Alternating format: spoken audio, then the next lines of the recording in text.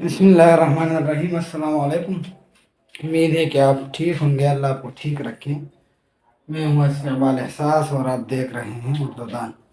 जैसे कि आपके इल्म में है कि पिछले 2 लेक्चरों में हमने मीर के गज़ल के 2 अशआर की तशरीह की थी। आज हम उसी गज़ल जो कि गज़ल नंबर 1 है और रग़मत नाहम के उर्दू किताब में मौजूद है, उसी गज़ल का तीसरा शेर जो है वो पढ़ेंगे और उसका तर्जुमा करेंगे और तशरीह करेंगे।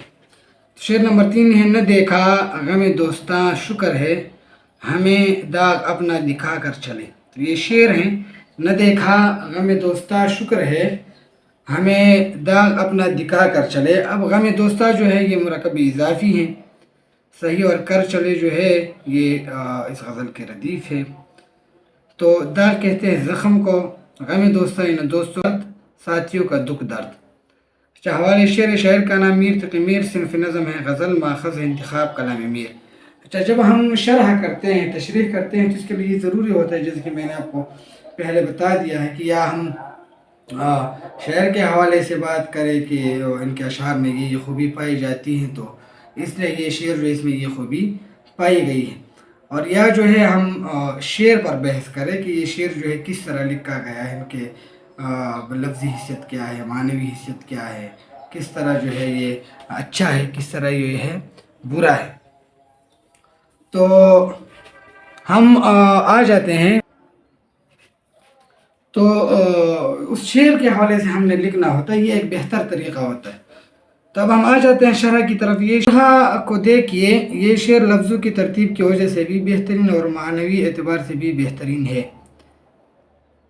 मीर ने बहुत ही ये फ़िक्रा जो है जिस तरह मैंने बोला उस तरह लिखा नहीं गया है, अब उस तरह कर सकते हैं।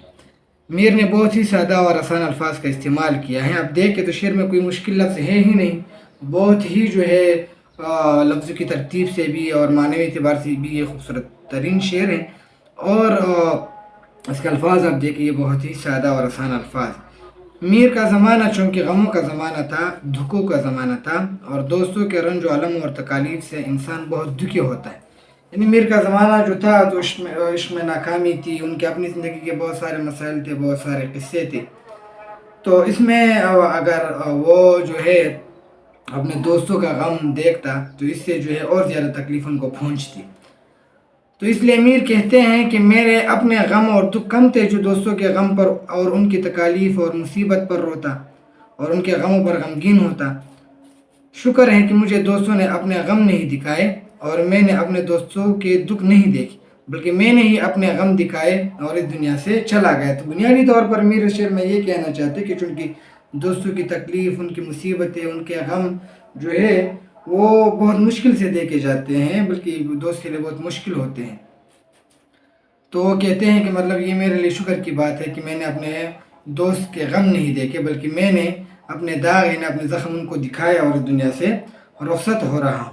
अक्सर मेरी ज़ाती राय ये है कि अगर इस शेर को इस तरह पढ़ा जाए, न देखा गम दोस्ता शुक्र है, हम ही दाग अपना दिखा कर चले, यानी हमने ही अपने दाग जो है वो दिखाया और इस दुनिया से चले गए। मेरी ज़ाती राय ये है कि इस तरह अगर हम इसको इस तरह पढ़ेंगे तो इससे माने जो है वो ज़्यादा साफ़ तौर पर निकल आते हैं। तो यही बस बुनियादी चीज़ में बताई गई हैं कि दोस्तों के गम जो है वो बहुत मुश्किल होते हैं। इसलिए जो है मैं इस बात पर शुक्र अदा कर रहा हूँ कि मैंने अपने किसी दोस्त को गम में या मुसीबत में या दुख में नहीं देखा, बल्कि मैंने अपने दोस्तों के गम नहीं देखे और ना दोस्तों ने जो है मुझे अपने गम दिखाए, बल्कि मैं अपने ज़ख़म जो है उनको दिखा कर इस दुनिया से रुख़सत हो रहा हूँ। तो उम्मीद है कि ये तशरीह आपको समझ आ गई होगी। जहाँ मसला हो आप कमेंट्स में पूछ सकते हैं। इंशाअल्लाह अगले लेक्चर में अगले शेर पर चर्चा करेंगे। तब तक अल्लाह पामान, खादा आबाद से।